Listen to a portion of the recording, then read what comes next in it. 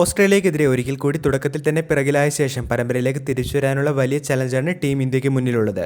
മെൽബണിലെ രണ്ടാം അംഗത്തിലേറ്റ കനത്ത പ്രഹരം തീർച്ചയായിട്ടും ഇന്ത്യയുടെ കണ്ണ് തുറപ്പിക്കുന്നതായി മാറിയിട്ടുണ്ട്. അവസാനം കളിച്ച ഏഷ്യ കപ്പിലേതുപോലെ കാര്യങ്ങൾ എളുപ്പമല്ലെന്ന് സൂര്യകുമാർ യാദവിനും സംഘത്തിനും ഇതിനോടകം തന്നെ മനസ്സിലായിട്ടുണ്ട്. ഇനിയുള്ള മത്സരങ്ങളിൽ ഏറ്റവും മികച്ച പ്രകടനങ്ങൾ പുറത്തെടുത്താൽ മാത്രമേ ഏകദിനത്തിലേറ്റ തോൽവിക്ക് ഇന്ത്യക്ക് പകരം വീട്ടാനായി സാധിക്കുകയുള്ളൂ. ആദ്യത്തെ 2 മത്സരങ്ങളിലും ഒരേ ടീം കോമ്പിനേഷനാണ് ടീം ഇന്ത്യ പരിഗണിച്ചത്.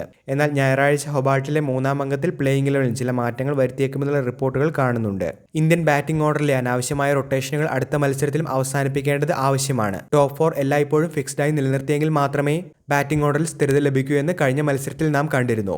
ചില പ്രത്യേക സാഹചര്യങ്ങളിൽ അപൂർവമായി മാത്രം റൊട്ടേഷനുകൾക്കുള്ള സാധ്യതകൾ പറയുമ്പോൾ ഗില്ലും അഭിഷേക് ശർമ്മയും ഒരിക്കൽ കൂടി ഓപ്പണിംഗ് റോളിലെത്തും. കഴിഞ്ഞ മത്സരത്തിൽ ഇന്ത്യയുടെ പ്രധാന പോസിറ്റീവ് അഭിഷേകിന്റെ പ്രകടനമായിരുന്നു. ഓസ്ട്രേലിയക്കെതിരെ കളിച്ച 2-ാം മത്സരത്തിൽ തന്നെ അദ്ദേഹം ഹാഫ് സെഞ്ചുറി നേടിയിരുന്നു.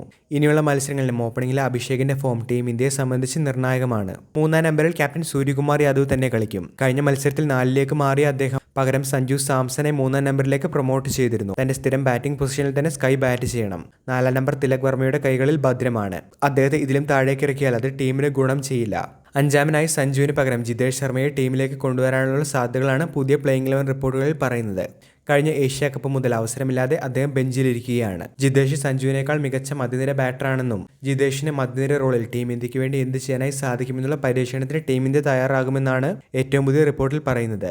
6-ാം നമ്പറിൽ spin bowling allrounder Axar Patel ഉണ്ടാകും. പക്ഷേ 7-ൽ ശിവം ദുബെയ്ക്ക് പകരം ഫിനിഷറായ റിങ്കു സിംഗിനെ ടീം ഇന്ത്യ കൊണ്ടുവരുമെന്നുള്ള റിപ്പോർട്ടാണ് കാണുന്നത്. ഒരു സ്പെഷ്യലിസ്റ്റ് സ്പിന്നറെ മാത്രമേ ടീം ഇന്ത്യക്ക് ആവശ്യമുള്ളൂ എന്നുള്ള സാഹചര്യത്തിൽ വരുൺ ചക്രവർത്തി ടീം ഇന്ത്യയുടെ പ്ലേയിങ് ഇലവനിൽ തുടരുമെന്നാണ് പറയുന്നത്. കുൽദീപിന് പകരം ഇടങ്കയൻ ഫാസ്റ്റ് ബോളർ അർഷ്ദീപ് സിംഗിനെ തിരികെ ടീമിലേക്ക് വിളിക്കുമെന്നുള്ള റിപ്പോർട്ടുകളും കാണുമ്പോൾ ഈ 3 മാറ്റങ്ങളാണ് ഇന്ത്യയുടെ 3-ാം T20യുമായി ബന്ധപ്പെട്ട റിപ്പോർട്ടുകളിൽ പറയുന്നത്.